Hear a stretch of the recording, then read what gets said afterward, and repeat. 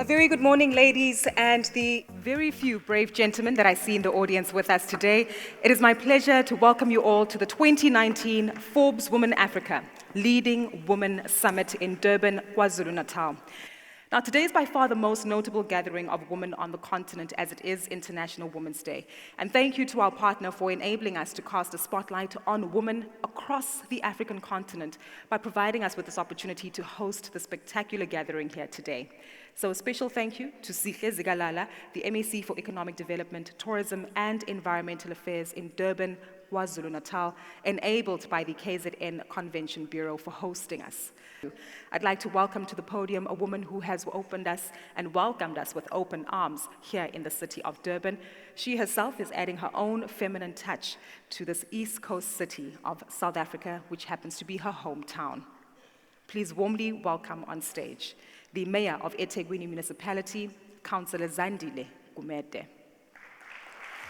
eThekwini Municipality is honored to host the fourth and biggest edition of the Forbes Leading Women Africa Summit. It's a gathering of this magnitude which brings together women who are leaders and pioneers in various industries and sectors, ranging from politics to business entertainment. Most importantly, it is such a great feeling to be surrounded by women of such high caliber. We are from different walks of life, but we are gathered under one roof this morning with one common goal: to hold thought-provoking discussions kept on the theme, New World Creators. In my view, when we talk about women being the new world creators, we are talking about forward-thinking female entrepreneurs who are making a significant impact in some of the more unconventional sectors. We are talking about women pioneering within existing and emerging industries, and they are tapping into previously unknown sources of income. Wealth created by women is shared amongst communities. There is no doubt about that. We alleviate poverty and generate incomes for households because we are nation builders as women. All this is made possible by a woman and built by the hands of a woman because we are the epitome of social equality and economic liberation.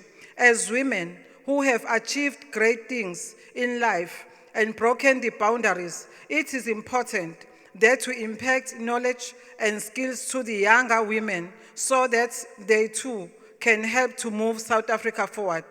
The next speaker is the face behind the magazine whose masthead has essentially driven today's amazing gathering, and the Forbes Women Africa Leading Women Summit has come about as a result of her wanting to celebrate women across the African continent. Please welcome on stage the managing editor for Forbes Women Africa, Mithal Rinuka. In this room today, among this august audience of leading women are politicians, CEOs, entrepreneurs, doctors, engineers, architects, attorneys, scientists, coders, AI specialists, construction moguls, artists, musicians, media influencers, marine biologists, Olympic athletes, Wimbledon players, and a very famous supermodel. The aim of this forum is as a connector. It's about networking and facilitating collaborations that can bring about more positive change. It's about connecting multiple generations, be it X, Y, or Z, the people next to you, and with each other, and seeing what this transformation, these networks can bring. In my years as the editor of Forbes Women Africa, I've had the immense fortune of meeting and profiling some incredible people.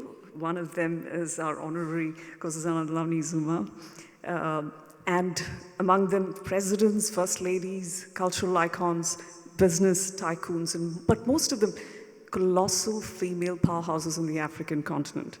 They know what it's like to push boundaries, excelling in their professions whilst also raising families, holding back turmoil and tears, and holding themselves together with nothing but grit and determination. Brick by brick, setback after setback, they've built strong foundations for other women to emulate and follow. They broke rules, they broke barriers in rising to the top in corporate Africa and in the corridors of power. But my heart goes out to the women I have not met and I will never know. The women who work hard in places we've never seen, working against the odds, swimming against the tide, not having access to basic health care or life's elementary trappings in places where survival itself is a daily hardship. They carry the baggage of an unfair present on slender, sun-baked shoulders. This wonderful profession of mine has thankfully taken me on travels across the continent, documenting the growth and change we hope is possible. Often, these are also times I spend in lonely contemplation with the world I see around me. Early this week, I was in the eastern region of Uganda, far, far away from this glistening boardroom. And on one of my wanderings by the swaying sugarcane farms and banana plantations of rural Uganda, I came across this young, sweet-natured girl named Charity, in her late teens. She was selling grilled meat by a gutter on the side of a squalid road in Jinja, which, as you know, is the source of the Nile. A baby strapped onto her back, she could barely sit upright. And as the evening progressed, in the dim light of her kerosene lamp, she sold food, bravely staving off the lustful stares of men and collecting enough shillings to last another day, never once shedding a tear or losing hope that tomorrow will be a better day. For this fabulous, illustrious summit only days away, and very much on my mind, there, as the sun dipped in a little part of Uganda, there were two conflicting worlds confronting me. How can these worlds merge to realize the dreams of these young women selling their soul by the side of a road in rural Africa? How can we in this room make sure that these young girls have role models they can all look up to, and that they can enjoy the physical and creative freedom that we in this room take so for granted? Leading women, I urge you that may the conversations of this summit today be loud enough for the women across Africa to hear. May these conversations inspire the unheard, unsung woman that we at Forbes Women Africa have always written about and have consistently won awards for over the last 5 years. For we are journalists, but more importantly, we are storytellers with an insatiable appetite to relate fascinating tales of resilience and enduring, uplifting examples of Afro-optimism. Let's today garner the courage to tell our stories, and in doing that, change the African narrative. We have in this room some magnificent men, and magnificent women actually, and a few magnificent men. Let's work together to galvanize action and usher in an equal world. Let this summit inspire you to ponder and stoke the recesses of your imagination, for this may well be the beginning of all that is to come. For those using this podium today and for those in the audience using this as a platform, let this be a day of shared values and common commitment. In the words of the 20th century modernist author Virginia Woolf, who I really, really admire, quote, "There's no gate, no lock, no bolt that you can set upon the freedom of my mind," unquote. Let's together open the doors to conversations and creative collaborations. Ladies and gentlemen, presenting the 2019 Leading Women Summit. Thank you. Now, earlier today, I did mention that there have been some brave gentlemen, very brave, who have been bold enough to join us here for this powerful engagement on all issues regarding women and femininity on International Women's Day. And my next speaker is exactly one of them. He is a key force behind the 2019 Forbes Women Africa Leading Women Summit coming to this particular province. Ladies and gentlemen, please welcome on stage the MEC for Economic Development, Tourism and Environmental Affairs, Sihle Zigalala. We are grateful that the management of the Forbes Women Africa selected Durban to be the international stage where outstanding women will be retelling a story of a confident Africa whose mothers and daughters are rising to shape their own destiny. A summit like this will remind us that not only does Africa have 6 of the fastest growing economic sectors in the world, but that the future of Africa is intertwined and is definitely female, young, and integrated for Africa's 1.2 billion people. The 2019 International Women's Day theme, which says balance for better, building a gender-based world, speaks to the African Union's Agenda 2060. We applaud Dr. Nkosazana Zuma, who, as the chair of the AU, led our continent in drafting not only a pan-African plan for development, but one that actively supports the empowerment of women, girls, and the youth. Agenda 2063 contains the vision of an Africa whose development is people-driven, relying and depending on the potential of African people, especially its women and youth, and caring for children. It is a bold continental vision and a plan to shatter the economy and the political glass ceiling that limit women's progress and freedom. It says that Africa of 2063 will have full gender parity, with women occupying at least 50% of elected public offices, being more than half in the managerial positions in public and private sectors. It also envisages a continent where young African men and women will be the path breakers of African knowledge society and will contribute significantly to the innovation and entrepreneurship of the continent. We have a future. We know that we have a plan that takes us to the future. Agenda 2063 and this summit remind us that gender balance is not a women's issue. It is a business issue, a political issue, and a societal issue. Formally elected by the African Union Commission as its chairperson in 2012, she was the first woman to lead the organization. She is now the Minister in the Presidency for Planning, Monitoring and Evaluation. Here today, she talks about her role as a Pan-Africanist and her work for women's empowerment on the continent. Please welcome on stage Dr. Nkosazana Zuma. International Women's Day for me means mainly two things. One, it's a day of celebration, but it's also a day of reflection. It's a day of celebration because we celebrate our forebearers who made sure that each generation is bequeathed with a better world than the one they found.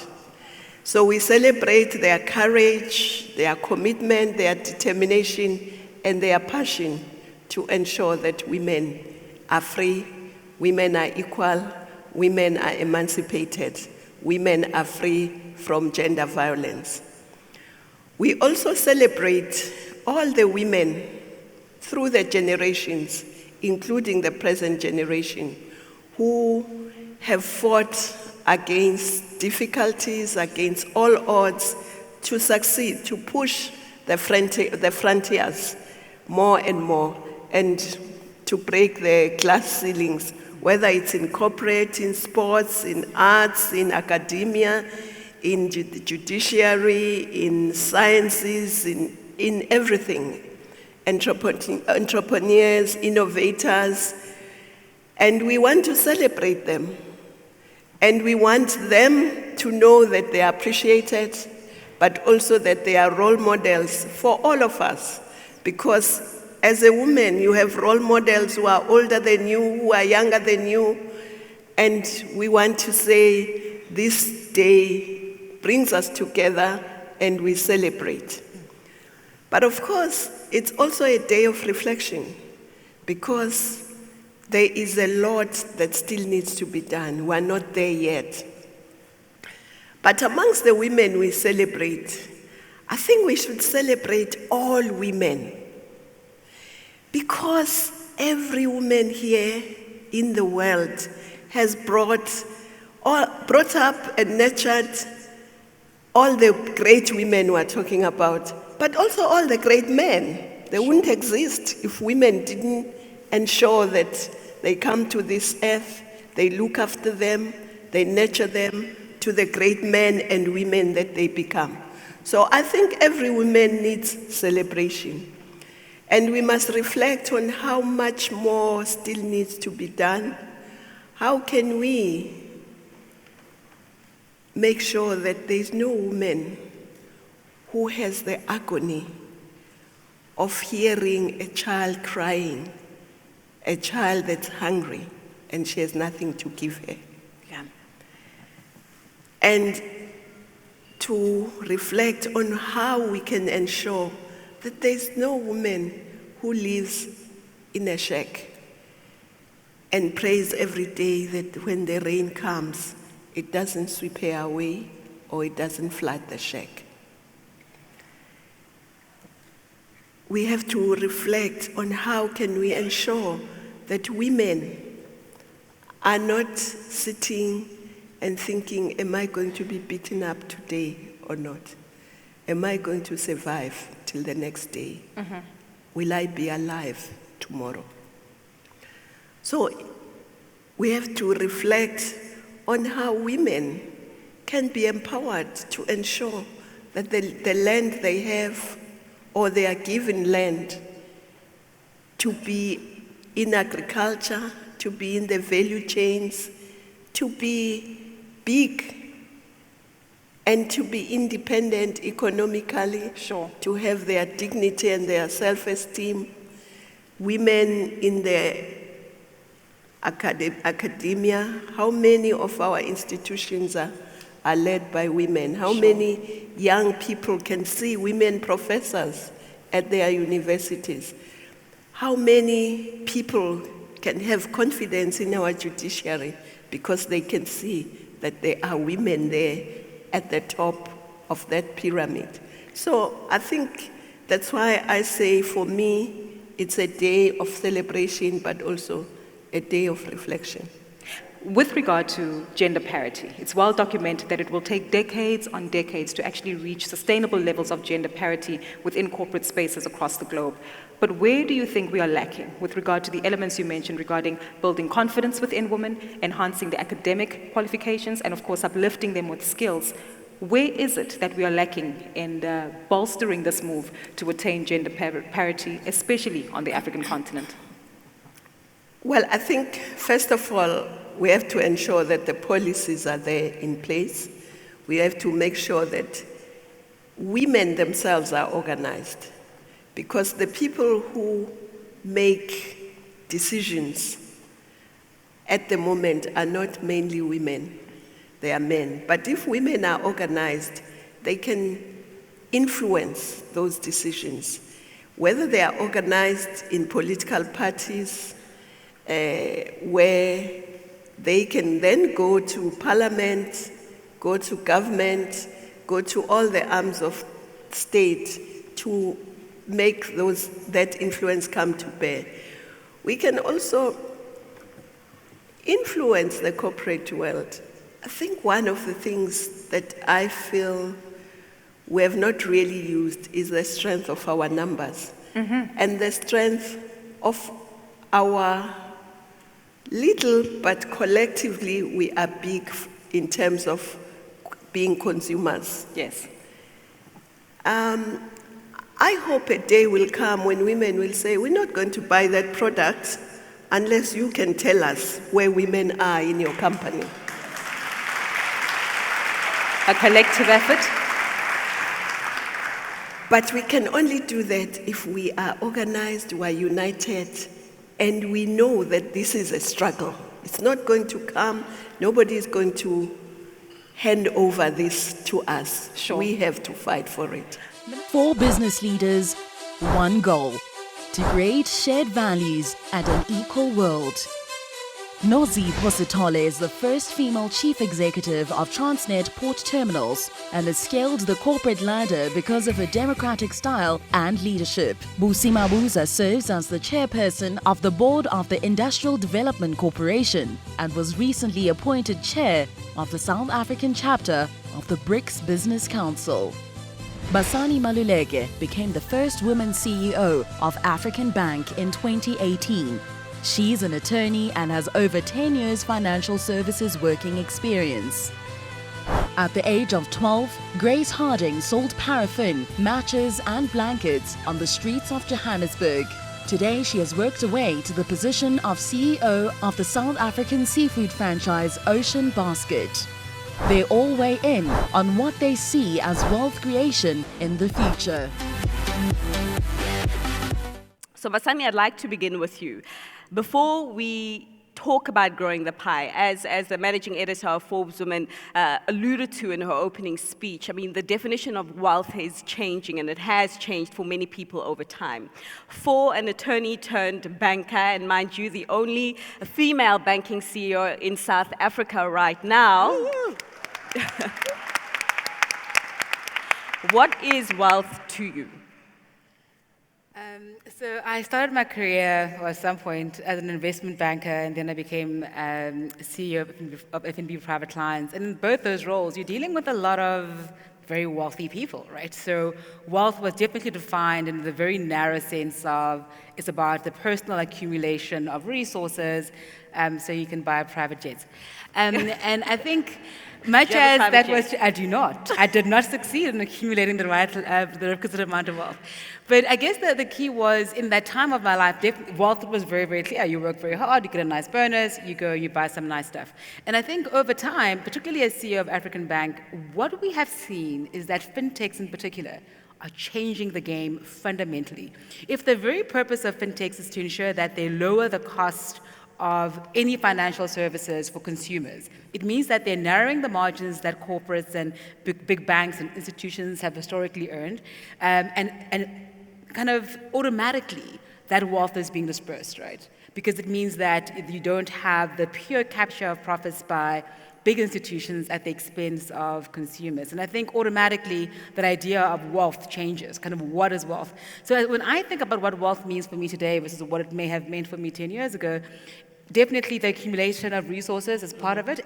And it also includes this idea about how do I build a platform and use that platform to do two things. One is to uplift people who typically don't have access to upliftment. I still think there's nothing more beautiful than watching somebody come into themselves, right? Somebody who you have helped to grow their own career and to develop themselves. And I think secondly, the other thing is to use my platform, particularly my African Bank platform, to ensure that we as an organization provide services that are affordable to our customers and services that they actually need. And for me, those three things define wealth. Right. Grace, a hustler of note. You started working at the age of 12, selling paraffin and blankets in downtown Joburg. You've climbed the career chain. You're now managing a global restaurant chain. What is wealth to you? I think wealth has to be defined in a new way.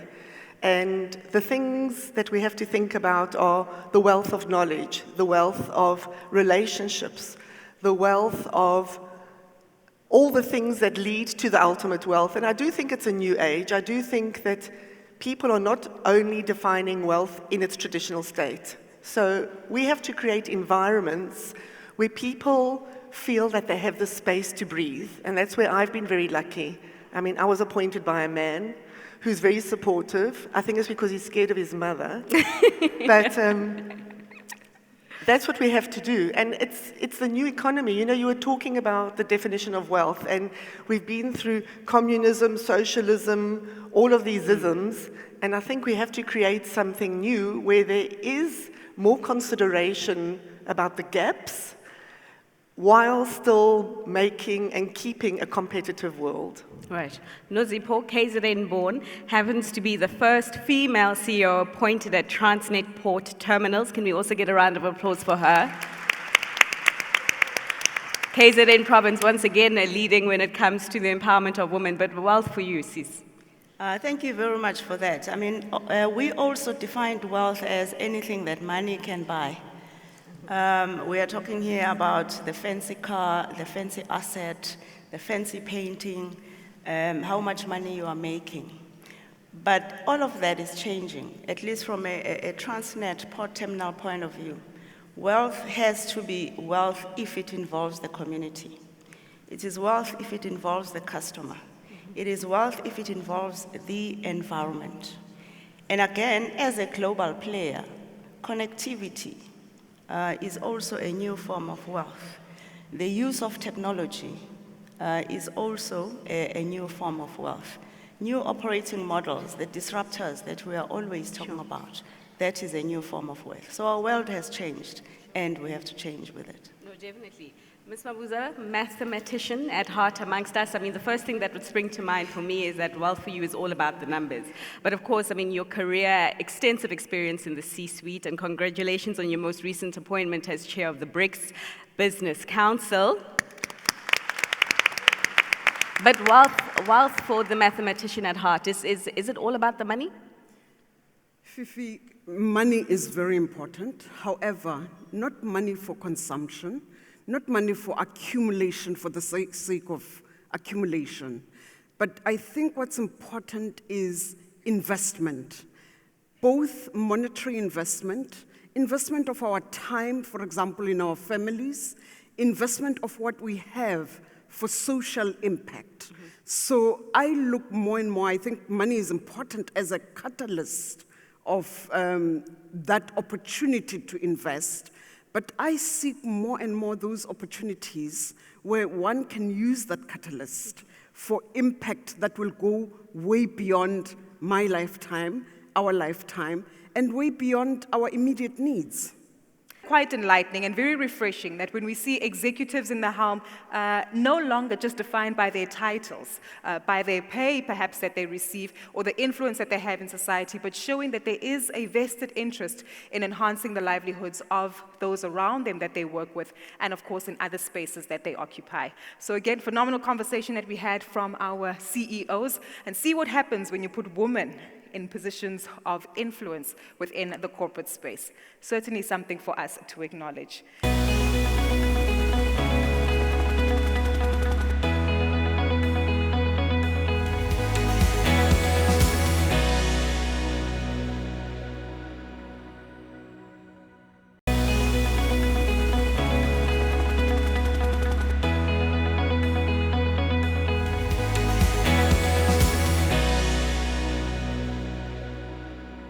We move on to stories that we like to engage in, and essentially that is why we all gathered here.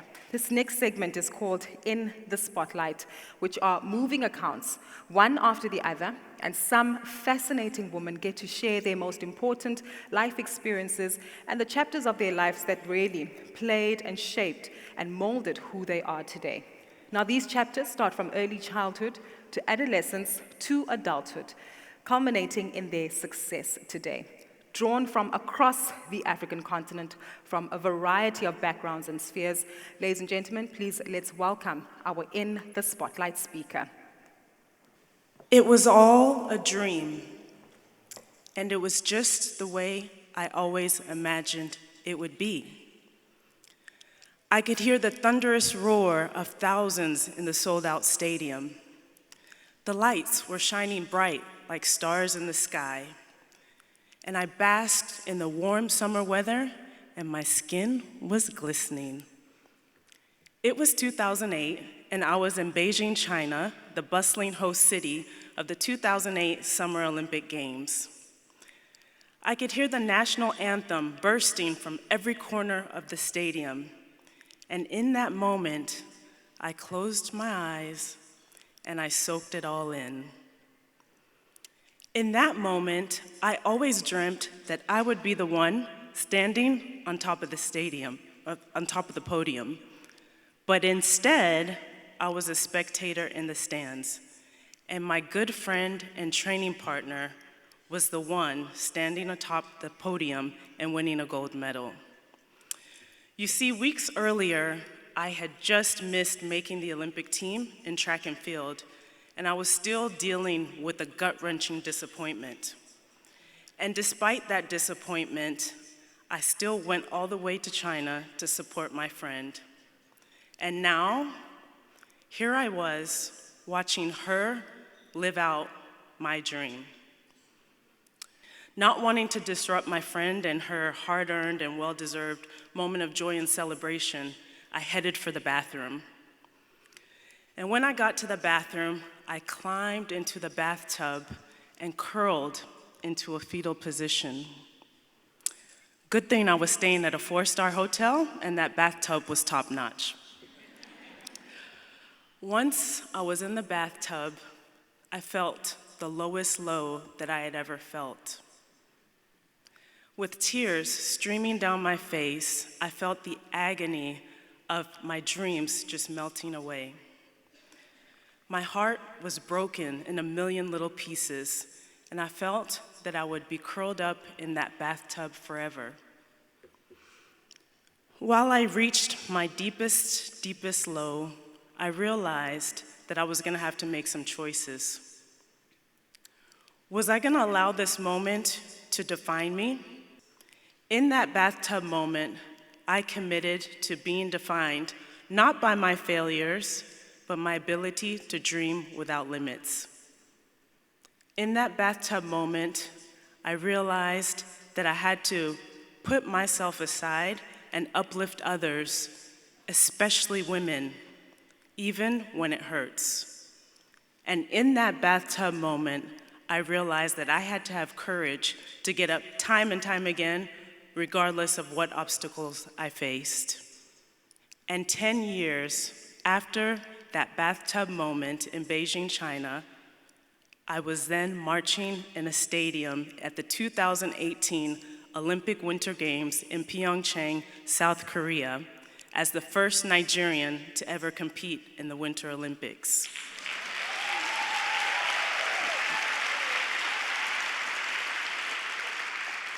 I became the first African and the first Black woman to compete in the sport of skeleton at the Winter Olympics.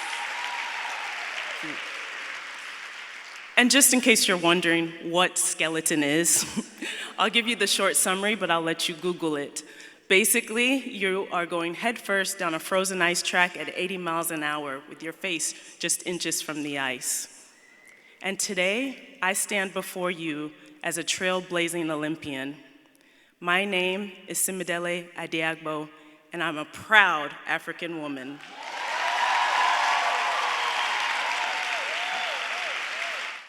My story, mine happened 10 years ago. I was a struggling entrepreneur who had failed at so many businesses. I tried my hands on so many things and I failed in every one of them. And then I became a publisher of a magazine, and I was very determined to succeed at this particular one because I'd failed at so many others. And as some of you know, running a magazine is very capital intensive. And so they told me, everybody I asked told me that once you get to your 5th issue, it gets better from then on. And so I was determined to get to my 5th issue. But I didn't have that much money. I didn't have money to run this magazine, but I was very determined to succeed. And so for my 4th publication, I went to a local bank near my office to get a loan for $1,000. This was 10 years ago. And I was so sure I was going to pay this money back. I mean, it was $1,000. In my mind, once I published the magazine, I would have money to, from sales and from adverts for the magazine, but I was grossly mistaken. After the magazine came out, nobody bought it. There was no advertising for the magazine, and so I couldn't pay back the loan. I had 3 months to pay back, and after 3 months, I could only give them back half of what I owe, plus interest. And from then on, things just became worse for me. I became so broke that I had to take money from my mom all the time to stay afloat. And then 9 months into when I collected the loan, one early Monday morning, my sister ran into my room and said, "There are men with guns downstairs looking for you." But a few days after this incident, I thought to myself, I feel like I'm supposed to learn from this. Why should I let this kill me? Why am I wallowing in self-pity and shame? And one day I woke up and I was determined to fight poverty in my life. I said, never again will money bring so much shame to me. I became so determined to be successful. I didn't want to ever go through that again. And then I discovered blogging, and I worked harder than I thought it was possible to work. I was the last to sleep and the first to wake up. And I became one of the pioneers of entertainment blogging in Nigeria. And I became so good at it, and so successful at it, that I inspired thousands of other young women and men to go into blogging. And after I conquered blogging, I decided to start my own video-on-demand online television. And my hope is that one day I'm going to compete with Netflix for the African market. And in the last 3 years, I've given 30 young girls money to start small-scale businesses, and I'm proud to say that so many of them are doing so well today. My name is Linda Ikeji. I am one of Africa's biggest bloggers and media entrepreneurs, and I am very, very, very proud to be an African woman. Thank you. I was born not very far from where we are sitting today, 25 minutes away, in fact, in a township that was at the time semi-rural called Claremont. Claremont at the time was full of dust roads, lots of cows and sheep and goats walking the streets, mud puddles if it's raining. I was accustomed to using a communal toilet, sharing it with everybody else in the community, and fetching water from a communal tap was also a normality for me. I didn't see anything wrong with it. My parents decided they wanted us to go to different schools and try and get a better education. And in my family, I was chosen to be the guinea pig who was going to attempt. If it worked, everybody else would follow. So my parents applied for me at private schools. At the time, you could only be in a township school or a very posh private school. There was no Model C school. I was fortunate enough to be accepted at Durban Girls College. We did not have money, but they applied again everywhere, and eventually I did get a bursary that carried me through my school years right up until matric. At 9 years old, I decided that in my faded school uniform, in my shoes with holes on the soles, in my socks with holes, I'm going to learn English. I will do the best that I can, get the best grades, be confident, be the best version of myself that I can be. Later on, because we lived with my grandmother, who was also quite sick, I fell in love with medicine because I could see how my mother was nursing her all the time. So after my grandmother passed away, I decided to apply for medical school where I was accepted and do medicine. Luckily, I also did get a bursary from the Department of Health here in KwaZulu-Natal that carried me through my medical school career, and thank you to them. It is here where I fell in love with the skin. the biggest organ in our body. But somehow, when I was looking through all the things that were involving the skin, I found that very little pictures were available of African women associated with beautiful skin. And I thought to myself, how do I make my own daughters be confident in themselves if they were treated as if they were invisible? For me, this was a big push to then do aesthetics. My name is Dr. Portia Gumede. I'm an aesthetic practitioner in Johannesburg, and I am a proud African woman. I was 18 when I got reunited with my mother. My dad died when I was 5 years old.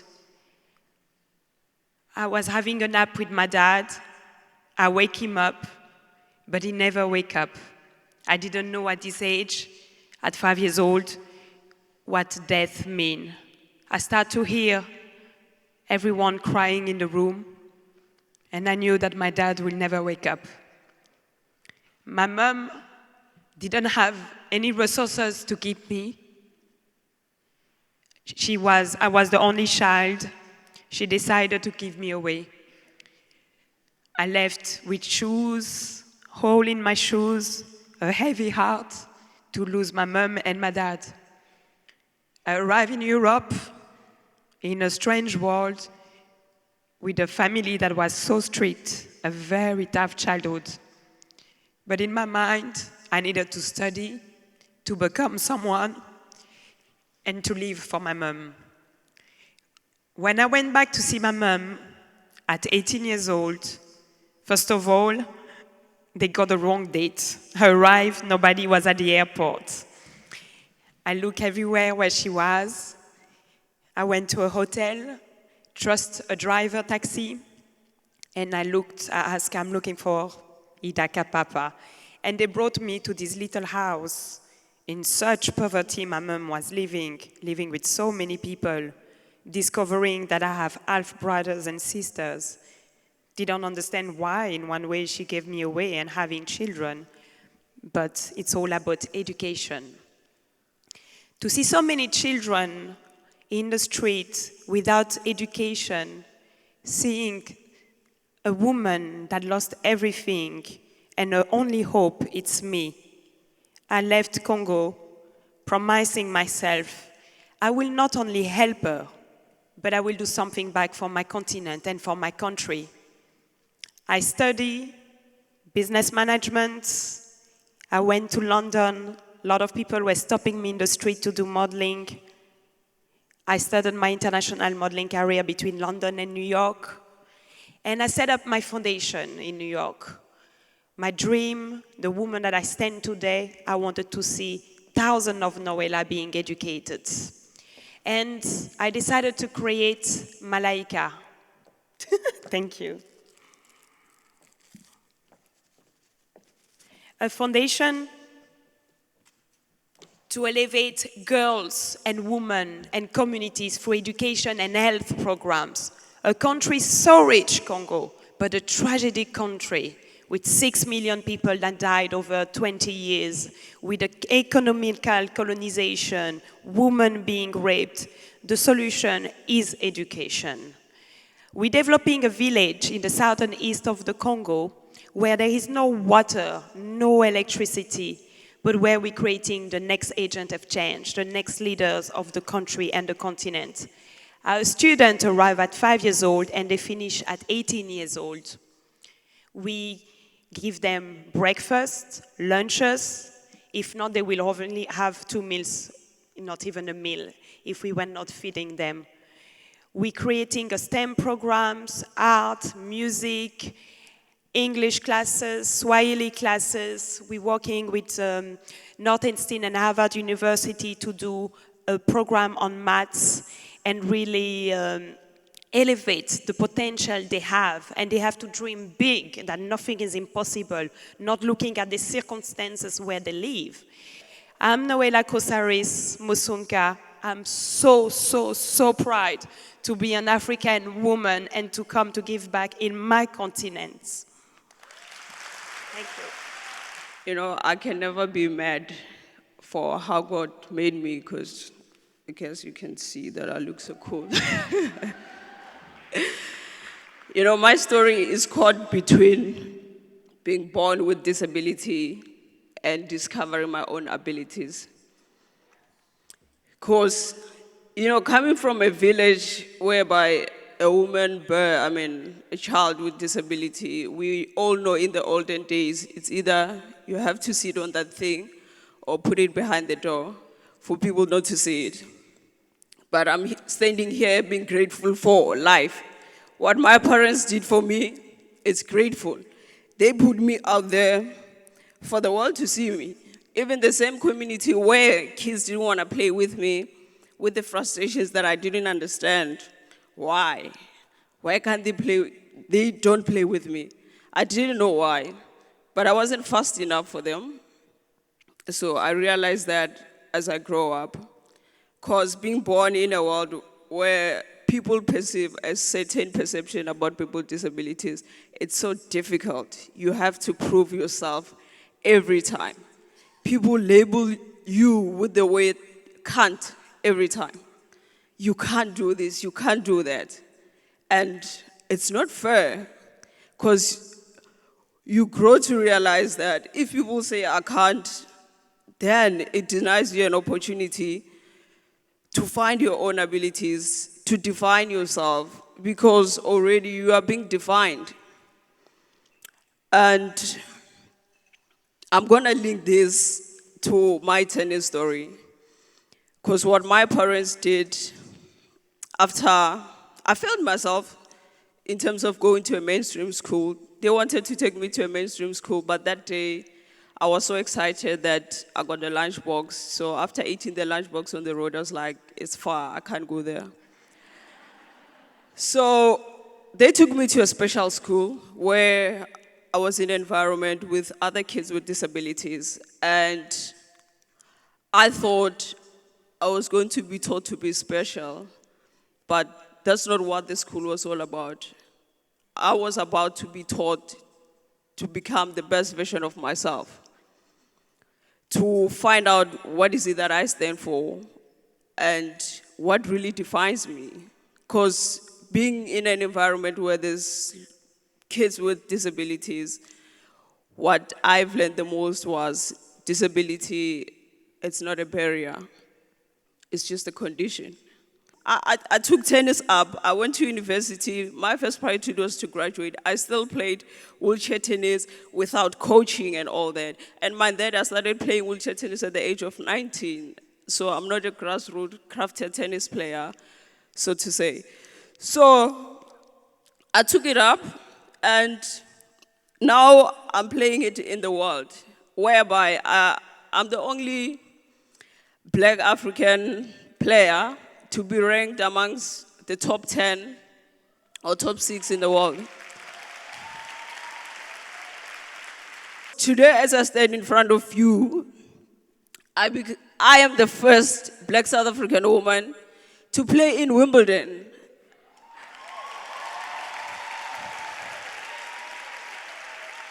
I become the first African from African continent wheelchair tennis player to play in the 4-major Grand Slam tournament in the world. I'm Khothazo Munjani, a wheelchair tennis Wimbledon semi-finalist. I'm a very proud South African woman.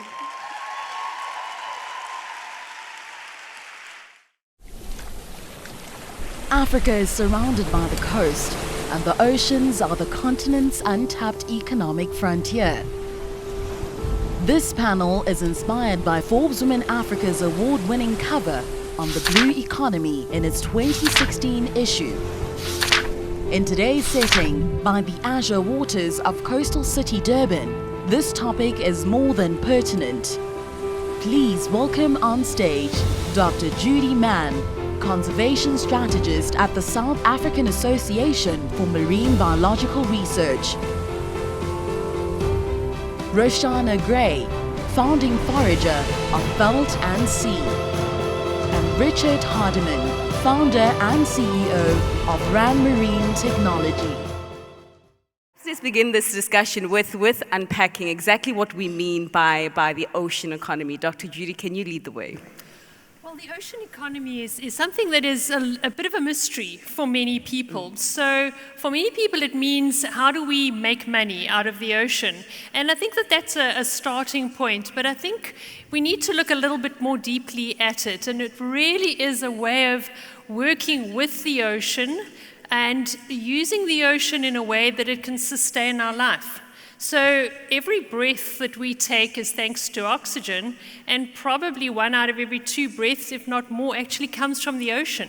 So we have the oceans to thank for our very life. So we need to work with the ocean. So the ocean is a fantastic frontier for food, for transport, as has been mentioned. It's critical for climate change, resilience. It's really important for minerals, for oil and gas. So there are a wide range of ways we can use the ocean, but we need to do that sustainably. It's not just for us, it's for future generations. And that's really the exciting space we're in now, is how do we tap the value of the ocean and use it for job creation and for helping people, but how do we make sure that we do that sustainably into the future? So it's a really exciting space, and especially for women. It is a new frontier for many women, and it's a really good place for us to be playing a role, because we don't have to conquer. We can work together with the ocean for the benefit of all of us. And I look forward to getting to the part of the conversation where we do attempt to try and strike that balancing act. But the ocean, as you said, is a place where quite a lot of people are making quite a lot of money. And Rishana, you're one of those people who are making money from serving seaweed and other sea vegetables to people on a plate, I assume with a fork and knife, and telling them bon appetit. I mean, how popular is that business? So I find it's becoming more and more socially acceptable, seaweed. At the beginning, it can seem very, very foreign, the concept of eating seaweed. But actually, along our South African coastline, we have an abundance of seaweed species, around 850 different kinds. And I suppose what my business does is just looking at the ocean in a more holistic way and discovering all that it has to offer in a very immersive and tangible way, very delicious way. So what we do is take people out into the natural landscape. We track the seasons, and in summertime now it's all about the seaweeds. And we introduce people to the different varieties, the choice edibles, and then they create beautiful dishes. And in this full circle of learning, you really gain a deeper understanding and respect for what we have in the oceans. I mean, of course, when I was talking to you about these sea vegetables, it was completely foreign to me. And you say that, I mean, in other countries, like as in Japan, it's commonly eaten product. But I mean, how in the popularity amongst Africans? It's gaining popularity, absolutely. If we look at the trend in plant-based products and in the general health sector, I think seaweed is an incredible form of protein and minerals and vitamins and all kinds of things. I can talk about seaweed for hours. Is it tasty? Is it tasty? It is very tasty. Yeah, forget about kale chips. Nori chips are the new thing. Right. We definitely need to make a visit or stop at your place and really suss it out for ourselves. But Richard, another man who has got skin in this blue economy game, and you are making money out of it. You're essentially the pick-it-up of the ocean, or the garbage collector of all the unwanted plastic waste there. Your innovation is quite interesting, and it has become a global export. Tell us about that.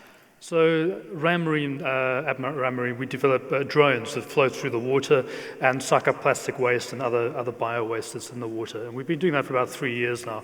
We are global, so we're everywhere at the moment: Panama, India, UAE, South Africa, and so on. But we take a very particular strategy when we look at the blue economy.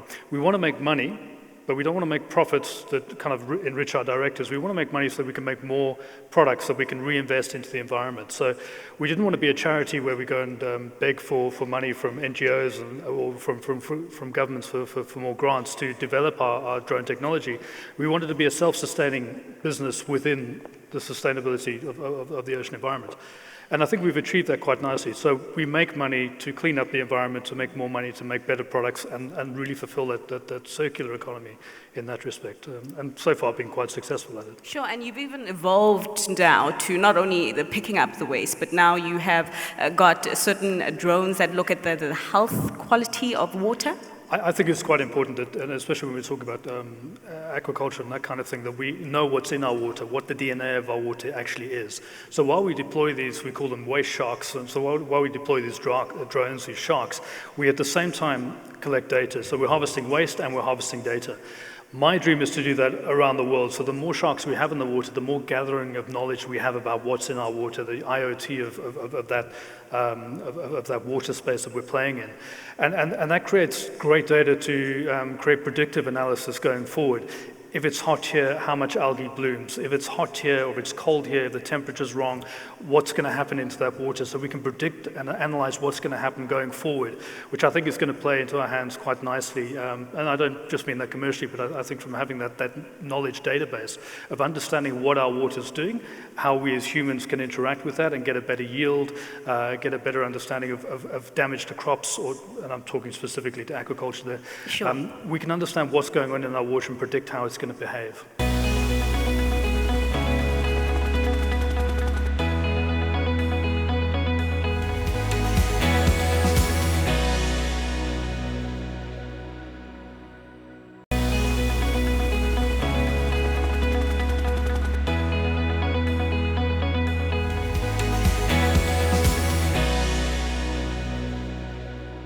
Our following speaker has been a key driver behind the launch of Forbes Women Africa, and subsequently the growing of the Forbes Women Africa Leading Women Summit year on year as it currently sits in its 4th year.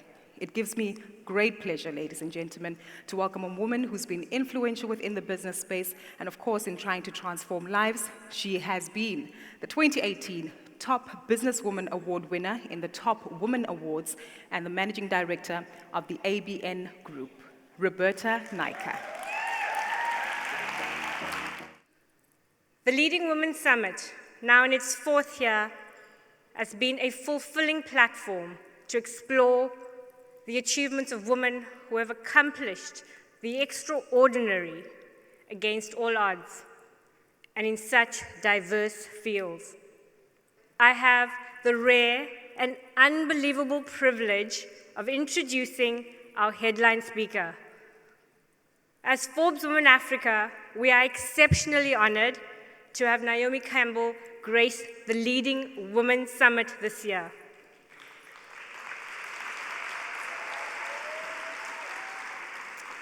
She has always been seen as a great friend of the people of Africa, having established herself as a global powerhouse in fashion. Naomi has used her fame to benefit vulnerable communities, with much of her charity work also focused on the African continent. Ladies and gentlemen, let's give a warm African welcome to Naomi Campbell.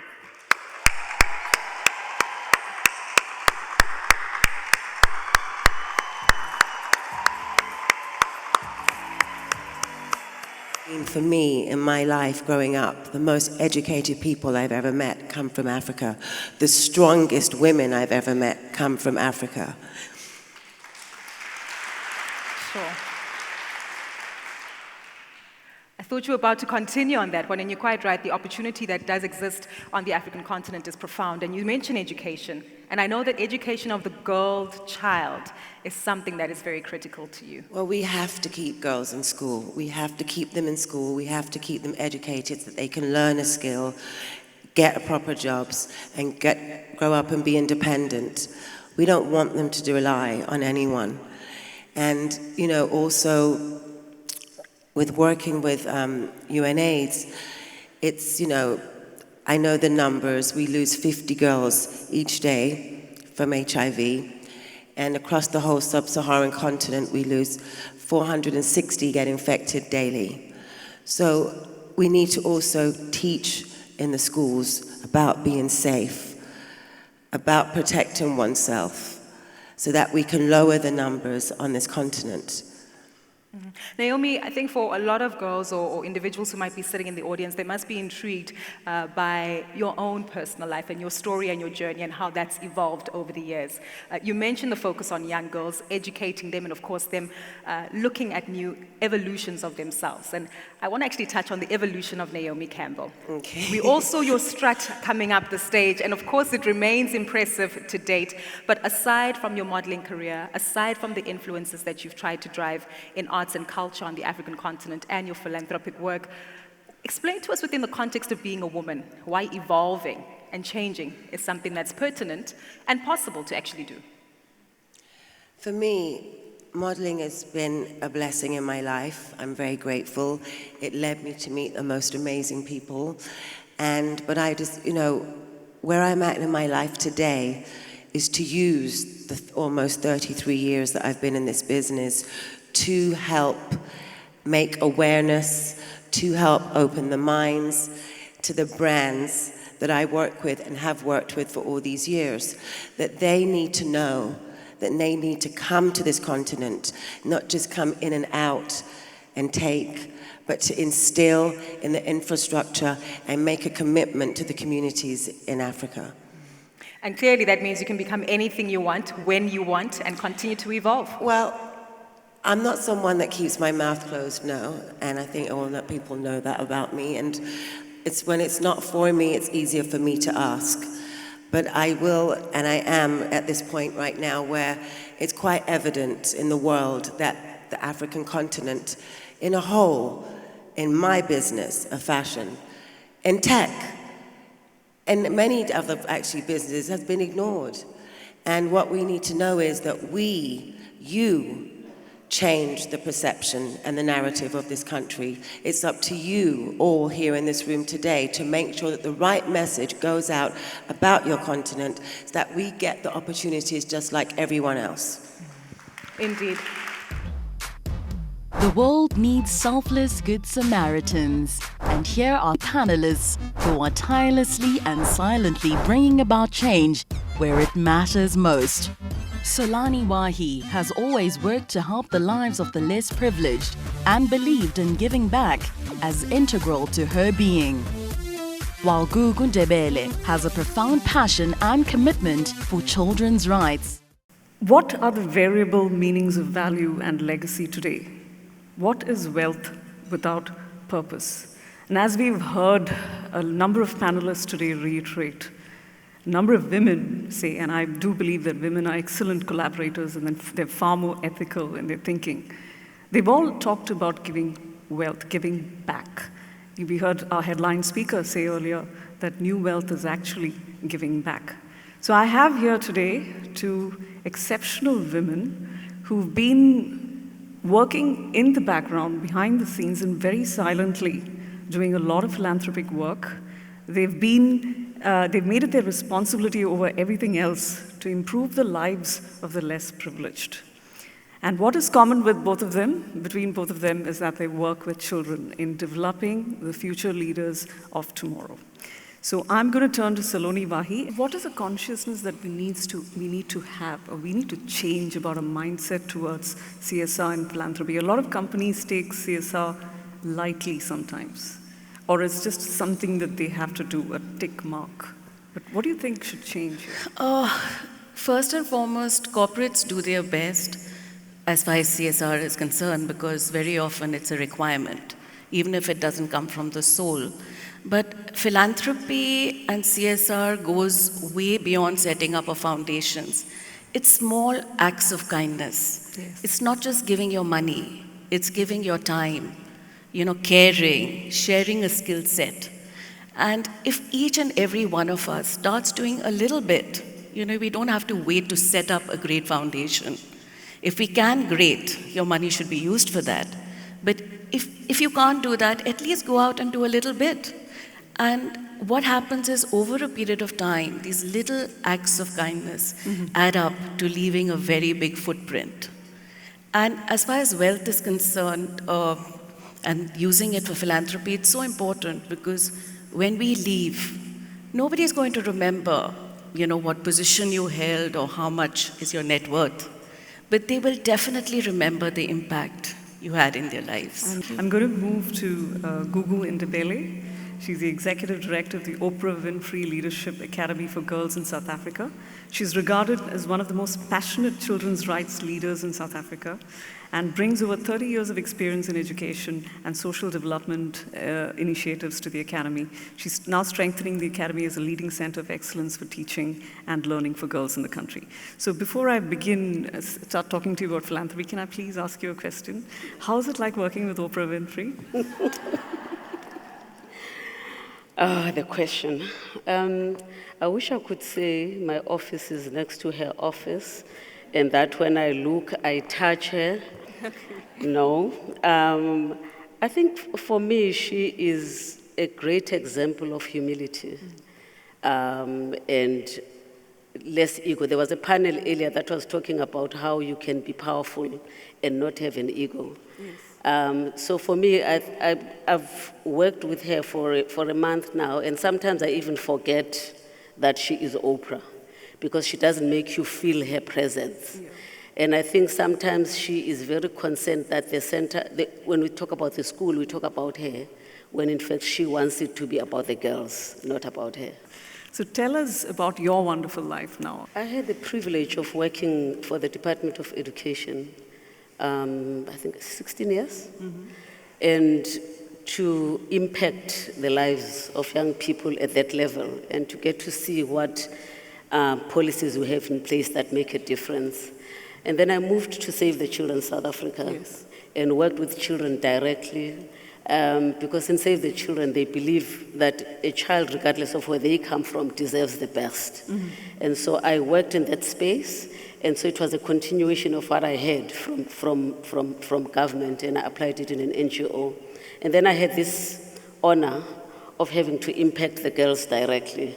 And so what wakes me up in the morning and what gives me a lift is that every day I get to see the smile on the faces of girls that ordinarily wouldn't have been where they are today. I don't know about you, but I used to be one of those who used to watch beauty contests and often think, I'd like to be Miss Universe one day.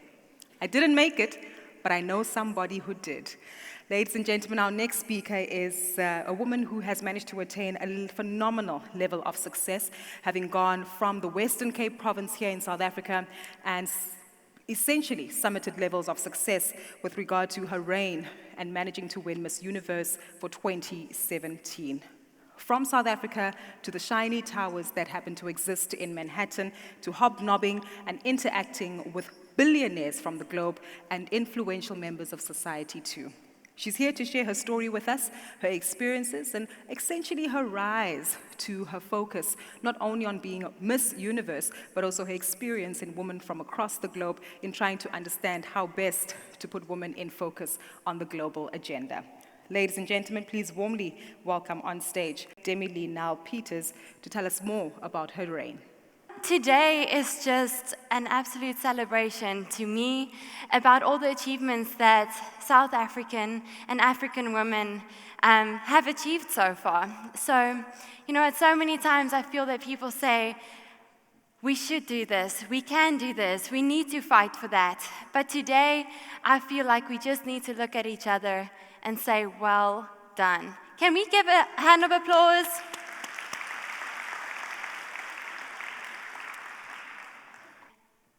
I knew I didn't just want to be Miss South Africa. I knew South Africa deserved an international winner because we have not had a Miss Universe in 39 years, and it was time. I was so fortunate and so blessed. Thank you. I went on and I won Miss Universe, and it was amazing, and it was just the most incredible evening of my life. And the very next morning, you won't believe this, I had like 1 hour sleep. We got on a flight, 3 o'clock that next morning, flew to New York from Las Vegas. I moved into an apartment with my 2 little suitcases that I had in Las Vegas for the pageant. I visited 12 new countries last year, had 21 international trips. So standing here, I'm pretty much still jet lagged from June last year. It was truly the most incredible experience. I got to meet the most amazing people, Usain Bolt, Kelly Clarkson. I got to attend the Golden Globes. I got to go to a Super Bowl. Not that I know anything about football, but I went and it was fun and just had the most incredible year. And it was such a learning experience for me. I learned so much about myself. But most of all, traveling to all these countries learned me. I think my biggest lesson last year was that we as African women do not have to stand back for anything or any country. We are global leaders, we are global achievers, and we should be proud of that. And to me, that was just wonderful, being able to compare our country and our continent with the rest of the world. My goal is really to work with entrepreneurs, to be able to empower them, lift them up, especially entrepreneurs in rural areas, because I feel that South Africa has so much talent and so many people that have great talent, but it's unused, and we can develop that. We can help them to develop that. And as someone with a global platform and a global voice, I would love to help them develop their platforms and essentially through that create jobs. So I feel that, being a beauty queen is not where it stops. I got this platform, and it is my responsibility to use this platform to do good. Profiling some of South Africa's youngest and brightest minds. They're all STEM pioneers, here to unpack the new opportunities to unlock wealth with the new generation. Please welcome on stage Dr. Inkosi Luthuli, lecturer at University of KwaZulu-Natal, Graduate School of Business and Leadership. Senamile Masango, nuclear scientist. And Nikara Nirjan, actuarial analyst. Hlengiwe Ndlela, program manager for the Tutuka Bursary Fund. And Bavelile Hlongwa, the National Youth Development Agency. A warm welcome. We are talking the fourth industrial revolution, we are talking wealth creation, we're talking wealth creation in this new era, in this new space. For those of us who were here this morning, who were able to listen to the CEO talk, it was quite interesting to note what one of the speakers said about how we are now trading in knowledge, how we are now trading information. Yes, we are trading goods, yes, we are trading hard products, but again, the economy is such that we are now looking at the fourth industrial revolution and how much information plays a role in that exchange. Hlengiwe, you are from the University of KwaZulu-Natal, Program Manager for Tutuka Bursary Fund. And these young minds are in your hands. The Tutuka Bursary Fund, I'll allow you to expand on it in terms of the growth process for the Chartered Accountant of tomorrow. Yes, I am a chartered accountant and also a registered auditor. So what I do on a day-to-day basis, I lecture at the University of KwaZulu-Natal, but I also manage and administer the Tutuka program, which is a bursary fund specifically designed for African students and colored, because the numbers of chartered accountants are not looking very good. Just to give you a little bit of statistics, we have 44,000 chartered accountants in South Africa, and only 5,833 are Africans. And of that 533, only 3,000 are female. So the numbers don't look very good in terms of our chartered accountants, and therefore the accounting body, which is SAICA, in partnership with the university, have developed a program whereby we try and improve the numbers of the chartered accountants through wraparound supports that we give to the students with an aim of changing those numbers. I'll come to you, Nikira. Nikira, the role of STEM in the fourth industrial revolution, the role of STEM in solving women's problems, women development in the context of STEM. So STEM is a very important field for women to get involved in, and in South Africa we're currently experiencing around less than 25% of women in STEM. So this is a very, very shocking number, considering the fact that women bring a lot to the table that is very much different to what a male would bring to the table. So I'm an actuary, and we work in the insurance and financial industries, and STEM is what we do. So we use mathematics and statistics to sort of model unstructured problems. And so what we're seeing is that in the role of the fourth industrial revolution, coding skills are becoming imperative for young women to start getting involved in, for us to start developing in those areas in order to contribute meaningfully in the insurance and financial industries. So we're seeing that, firstly, women are not being given a seat at the table. Firstly, I don't think that we should want to aspire to sit on that table. We should build our own tables. Yes. And then, so we need to firstly get into these industries. Secondly, we need to upskill ourselves in the correct amount of skills to progress in the correct direction that we need to be in. Yeah, so it's a two-sided problem. Firstly, we need to sort of get into the room, and then secondly, we need to develop in the areas we most certainly need to. Yeah. I'm going to come to Senamile Masango. Senamile, you are a nuclear physicist. I'm not even going to ask about the statistics for that, but let's look at the role of STEM again, but looking specifically in using these technologies to solve the challenges that we face as African countries. As Africa, we need to shift from the traditional thinking in order to compete in this digital age. So the new trends, of which is the fourth industrial revolution, cannot be ignored. Everybody is affected by it, so no woman must be left behind. So education system is a major factor in developing the skills, but it's very far behind, unfortunately, in South Africa. But education must be transformed. Curriculum must be changed.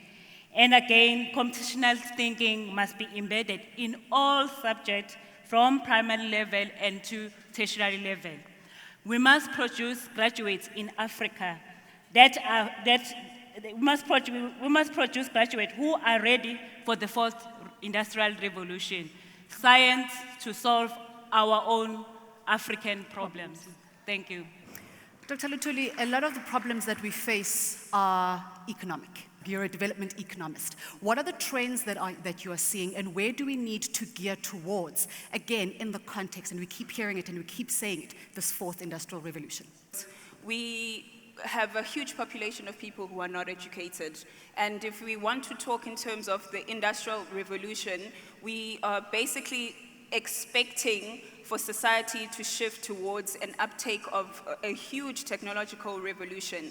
And so if we are faced with the issue, first and foremost, of a populace or a population that lacks in skills, then we are going to be unable to take up the transitioning into this new space. And then ultimately, if we lack the skills and the know-how or the competencies to be to be globally active or to be globally competent, then it's going to have a negative impact on our economic development as a country. So it's lack of skills. It's also a lack of, I think, of innovativeness in terms of thinking about some of the strategies that we should be utilizing to create wealth for the country as a whole. And that obviously will take us into the space which I'm particularly interested in, which is attraction of investment. Bavelile, in terms of the NYDA and how you support young people, how you support entrepreneurs, how are you identifying young people that are tapping into these critical spaces and not the traditional spaces?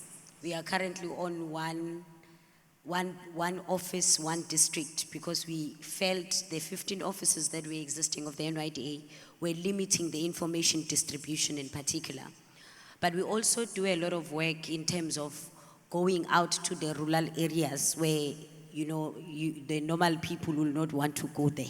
So we do go there and we meet up with young people. But I think what is to be put forward for now is that the biggest challenge is working on the type of the information that the mind of a young person processes. So when you get to rural areas, the first thing they'll tell you is that there are no jobs. We're looking for jobs. But the other thing is that there's also a fear that fourth industrial revolution is coming, and that also is going to eat up on the small amount of jobs that's available. But then I think the information has been, or the drive has been, fourth industrial revolution is not here to take jobs. It depends how you're skilled. If you are properly skilled, there shouldn't be a fear. And as young people, we must start moving towards getting or studying towards skills that allows us to participate fully in the fourth industrial revolution. Creating economic opportunities for women on the ground in Africa is about finding sustainable solutions and solutions that have a true societal impact. And being able to create employment and opportunities for other people. This is very important to me as an entrepreneur because everything that I do is about the betterment of Africa. And so it's not about giving the 1% even more money than they already have. It's about spreading the wealth among a lot of different people. Because if you had to ask me what would I like to be when I grow up, I would say a wealth creator of women. My name is Rachel Sabande, and I'm the founder of MHub and Earth Energy. Hi, I'm Arlene Mulder, the co-founder of We Think Code and Toybox. Hi, I'm Dineo Dioma, and I am the co-founder of Cape Biotechnologies and Deep Medical Therapeutics. I'm Misha Addy, co-founder and CEO of Jetstream Africa. Sabona. I'm Sarah Collins, the founder of Wonder Bag. Hi, my name is Jessica Anuna and I'm the founder and CEO of Clasher. We are the new wealth creators and welcome to our Forbes Women Africa photo shoots.